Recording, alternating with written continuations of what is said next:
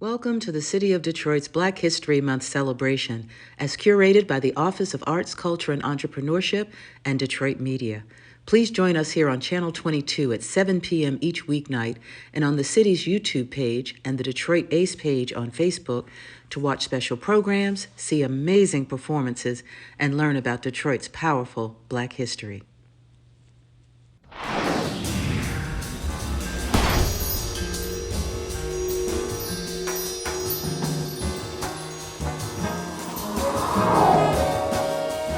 Hello, I'm Oliver Ragsdale Jr., president of the Carr Center, and we are very excited to be back this week with the Carr Center Presents, our original series being broadcast in collaboration with the City of Detroit Cable Channel 22.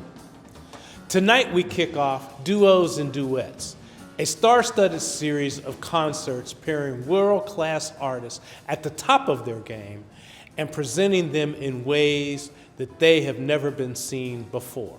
We begin the series with a concert featuring three-time Grammy Award winner Lyne Carrington, who also happens to be our artistic director, and the brilliant Panamanian pianist and composer Danilo Perez.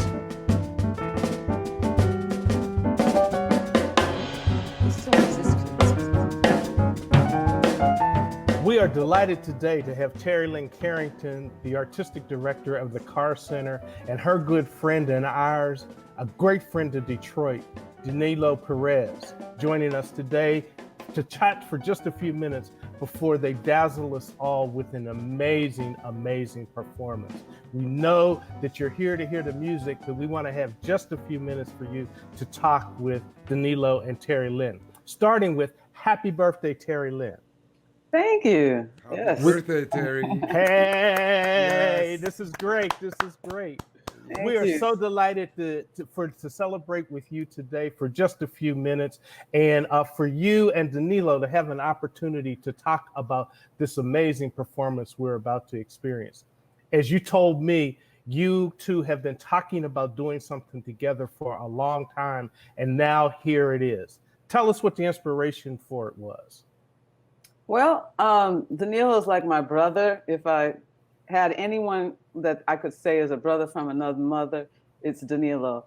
And we've been talking for years now about doing some kind of duo performance. And Oliver, when you came up with the idea to make the Carr Center a season of duos and duets, the first person I thought of was Danilo.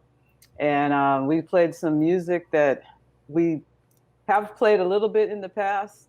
Some of his compositions, a new one of mine that had never been played before. And we just let it flow for the whole 53 minutes. And it was so much fun. Best birthday gift ever. Hey, Danilo, how did you feel coming together and being able to play with Lyne in this format? Oliver, it was, first of all, I feel honored and I always look forward to play with her. As she said, she's my sister. She brings the best out of me. I always feel I'm better. I am at, she keep me on my toes, and after 6 months, 5 months of not performing and going back to play with her, I told her I was nervous. I was completely, I didn't know what I would feel, but as soon as we started playing, we closed our eyes and it was like a dialogue. It was like a conversation. It was like so therapeutic. I'm so grateful for that experience. And we just started. We went in this trip and awakened from that, and it was magical for me. I don't remember much until we hear the music. I say, wow, that's what happened. Well, tell us a little bit about what we're going to hear today. You have two pieces on this program. Well, actually, Danilo has more than that. Go ahead, Danilo. You have Beloved, Alternate Realities, and Gratitude. Yeah, Terri Lyne and I are social activists. We are very committed to we know that we're living in critical times and it's up to our generation to speak to. So we chose material like I wrote a piece for Toni Morrison's book, Beloved. And then we did another piece called Gratitude, which is speaks to the feeling that we have with all the wonderful history and the feelings we have for being alive and having been worked with so many of the great mentors that we had, and specifically Wayne Shorter, one of them, who Terri Lyne introduced me to and basically got me the recommendation to go and play with the quartet. So there's a lot of music that speaks to where we're living right now, and then Terri Lyne also wrote some music for this in relationship to where we are right now, and adding some wonderful, wonderful sounds. Terri, if you want to speak about the justice. Yeah.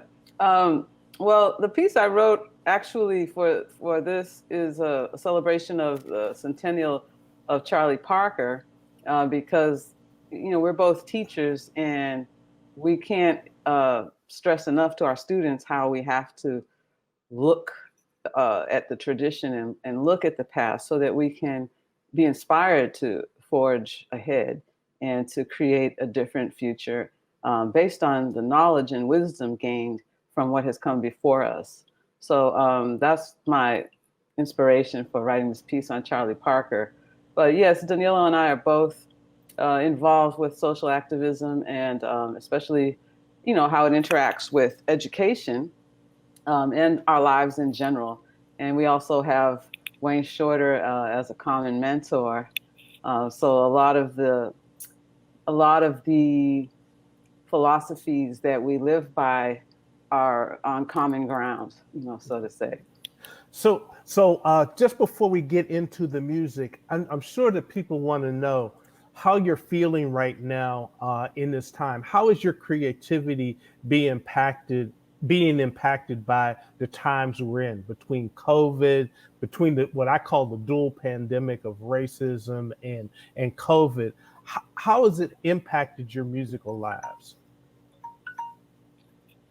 Well, for me, I think that this is just such an important time of honesty, of authenticity, of really looking at ourselves, looking at our communities, looking at what we can do to better this situation, and finally attacking this issue of racism and how that even affects the pandemic, but finally attacking it from the root, and looking at the original sin of slavery, and really having these difficult conversations on being anti-racist opposed to non-racist, as Angela Davis has taught us.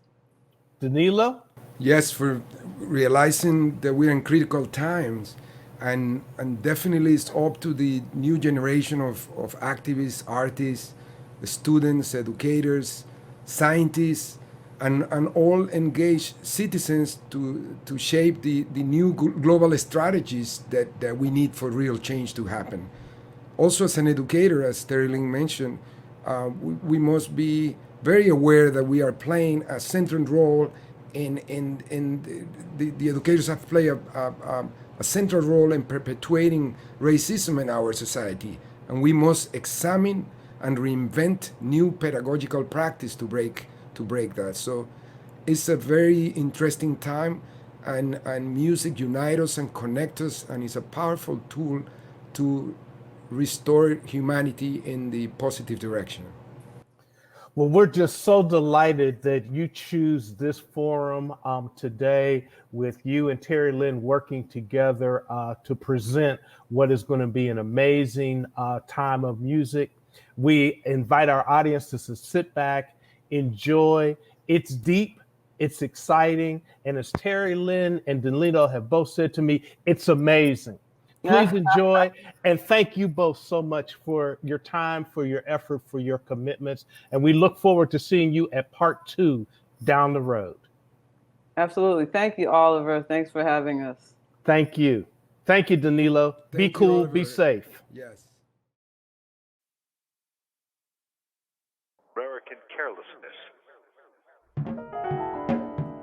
I would receive no justice. We have been subjected to exploitation and racism for hundreds of years. Based on their false accusations against me, any police officer could shoot me on sight. If you believe in human rights, then you have to believe in the liberation of all people. American carelessness. And in spite of the fact that they were completely suppressed in a physical sense, their demeanor when they entered the courtroom, that they were not for a moment going to resign themselves to that situation.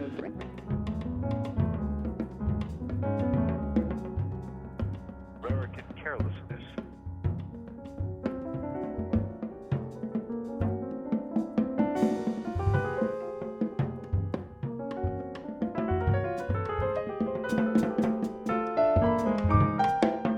This kind of thing has to not only be exposed, but has to be answered for.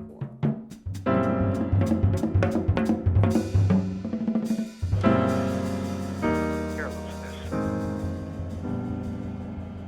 Asada represents the strength and the spirit. Asada Shakur.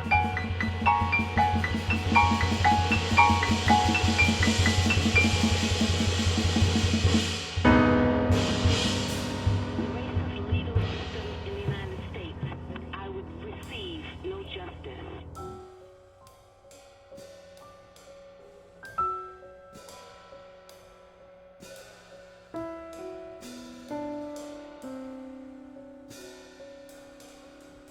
Beloved was making her pay for it.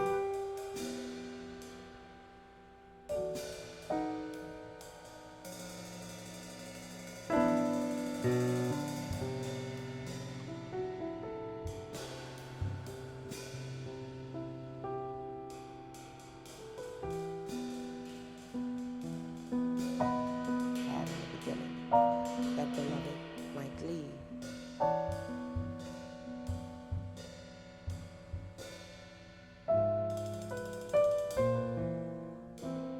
To feel the baby blood pump like oil in her hands, to hold her face so her head would stay on. The death spasms.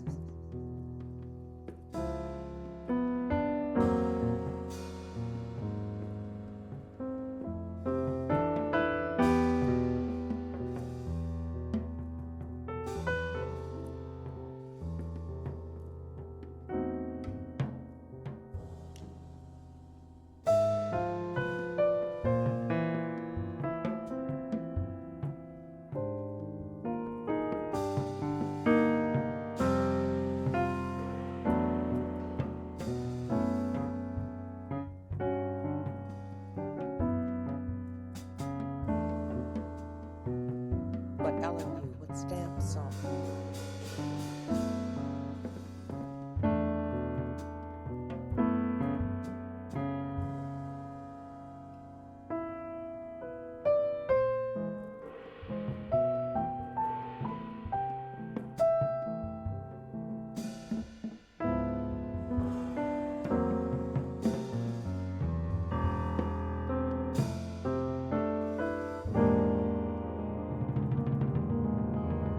Not just work, kill, maim, but do it all.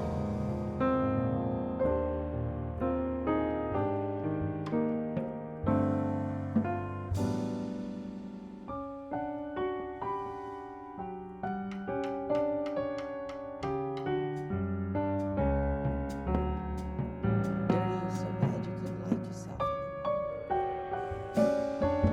Dirty you so bad you forgot who you were and couldn't pick it up.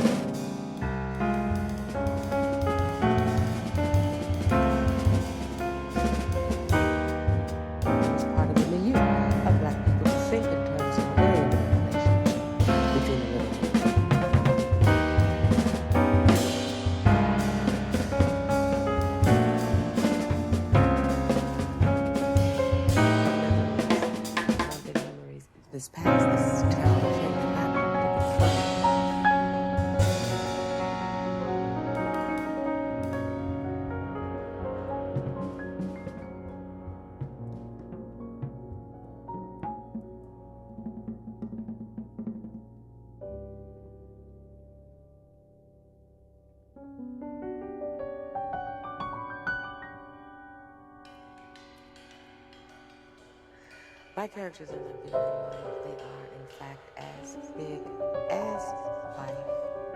And life is really very big. We tend to cut it down these days, smaller and smaller and smaller.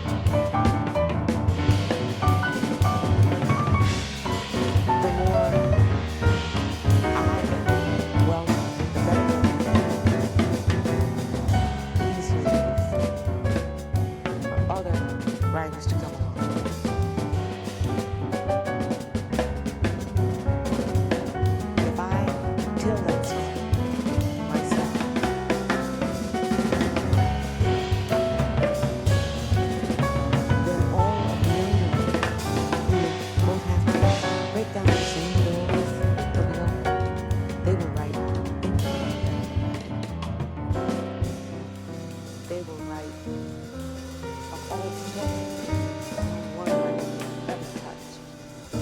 They would be strong.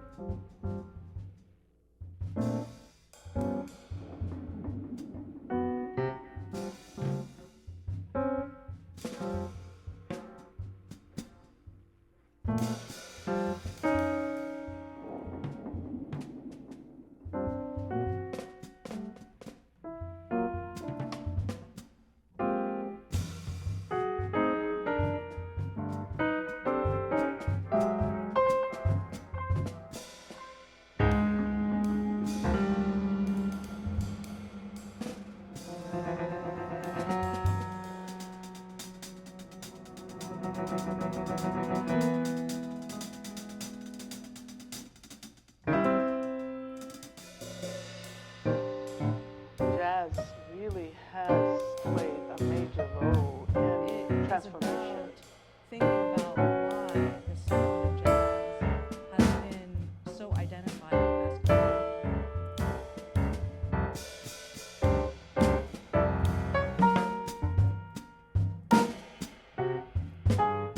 Because the music itself is gendered, the music has never been allowed to reach its own potential. a beautiful start to making the music even more radical and inclusive and to make it a space for justice.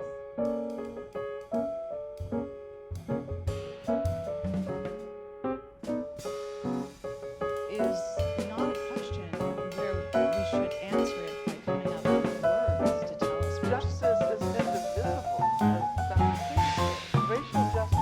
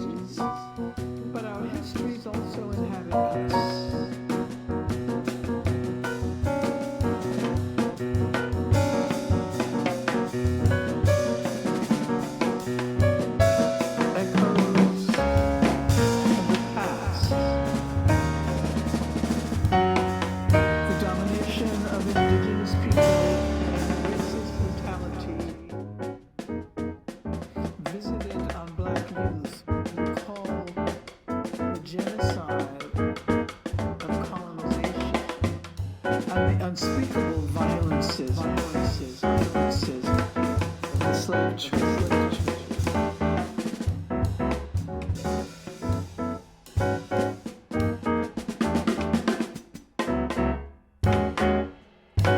With 2.5 million people behind bars, the prison system is a terrible specter of slavery. And if indeed we can say that slavery was abolished, this does not mean that all the ghosts of slavery have been laid to rest.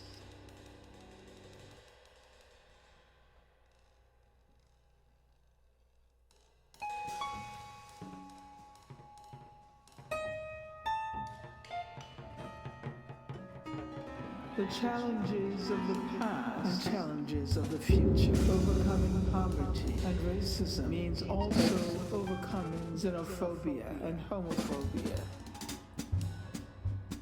Freedom itself is constantly transforming. Echoes of the past, reverberations of the future.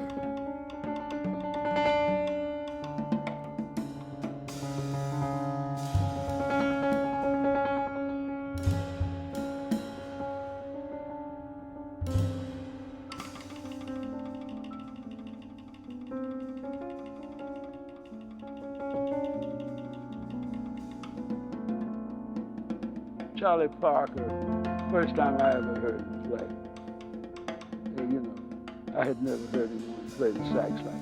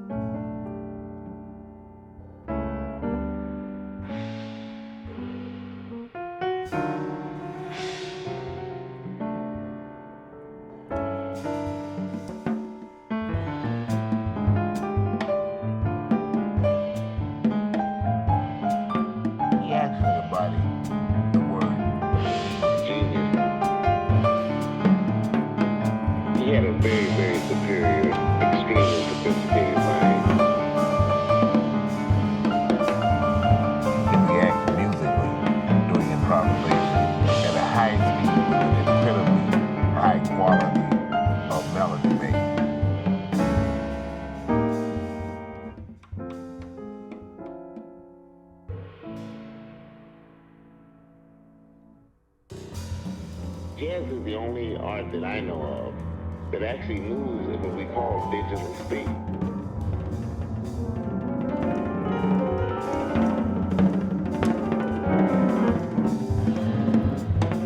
So when you hear him play, he's hearing his note that he's going to play in relationship to 3 or 4 other notes that are around him.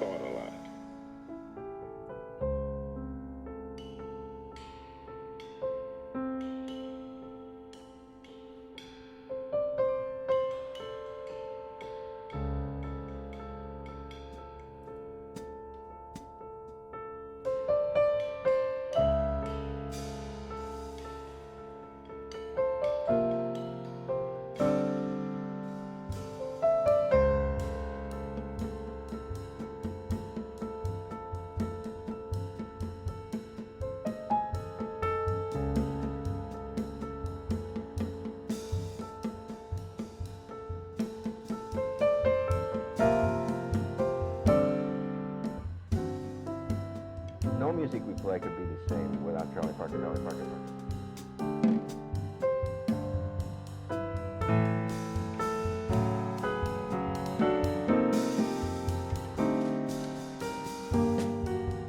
The eighth note has never been the same.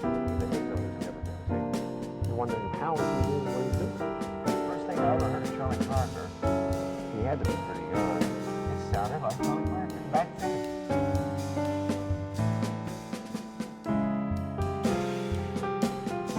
With all that convoluted rhythms and dislocated harmonies and the rhythmic thing he's famous for, that all came from him that he appeared from nowhere, already developed, as though he had no very evidently. I mean, but he's interesting.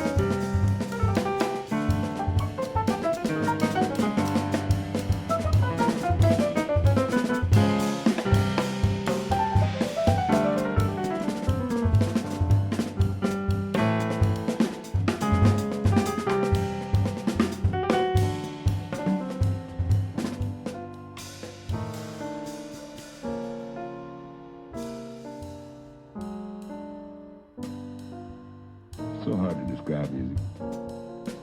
My first conception, man, that's the way I thought it should go. Most likely in another 25, maybe 50 years, some youngster will come along and take the style and really do something with it. I mean, ever since I've ever heard music, I thought it should be very clean, very precise. And more or less to the people, you know, something they could understand, something that was beautiful.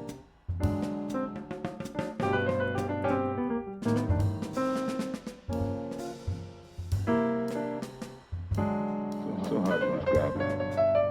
Music is basically melody, harmony, and rhythm. But I mean, people can do much more with music than that. It can be very descriptive in all kinds of ways.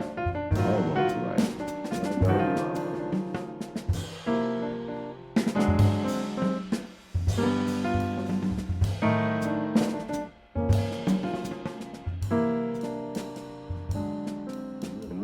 Oh, definitely. Study is absolutely necessary in all forms. It's just like any talent that's born within somebody. It's just like a good pair of shoes when you put a shine on it. Melody, harmony, and rhythm.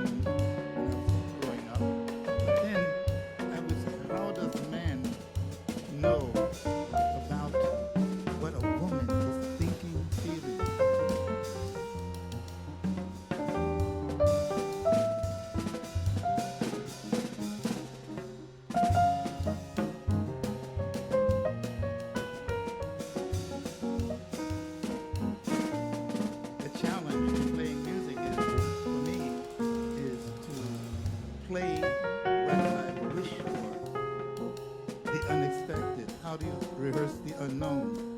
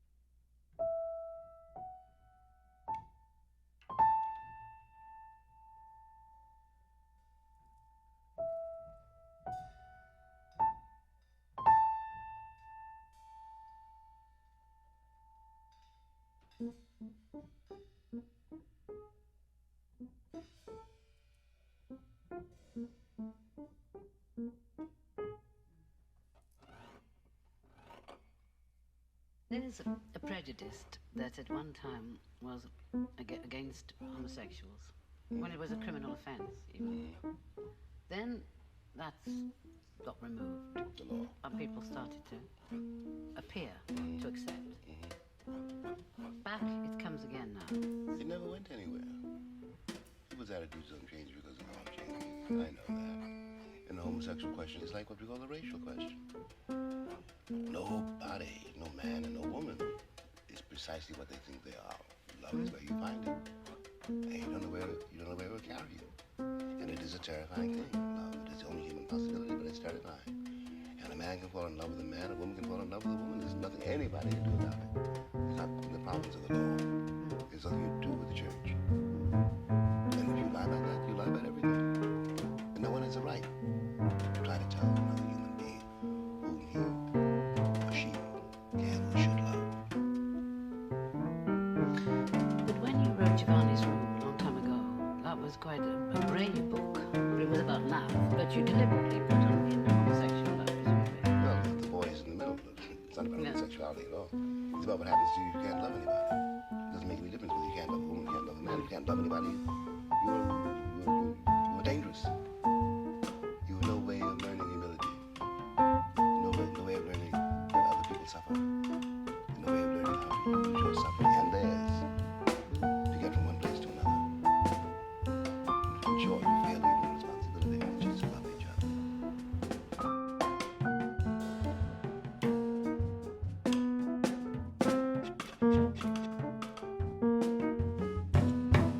We'll tell you what love is.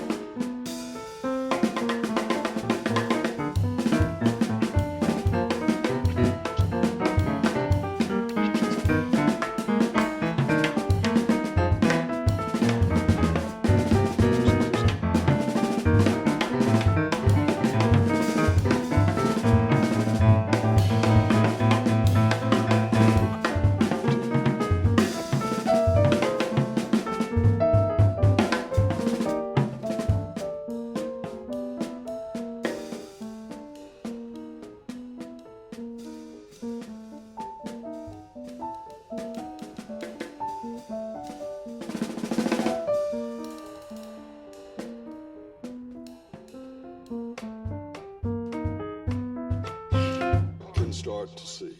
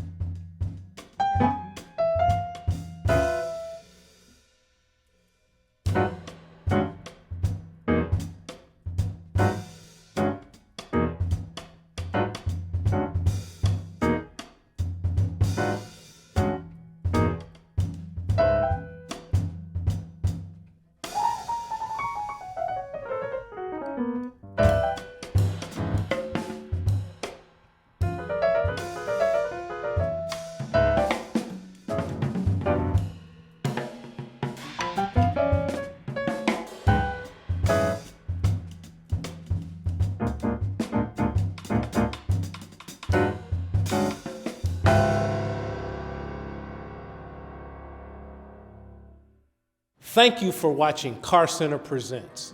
Please join us next Tuesday at 7 p.m. for Duos and Duets Part 2. This sensational two-piano performance features R&B icon and jazz pianist Patrice Rushen and the multi-Grammy award-winning composer and pianist Billy Childs. See you then.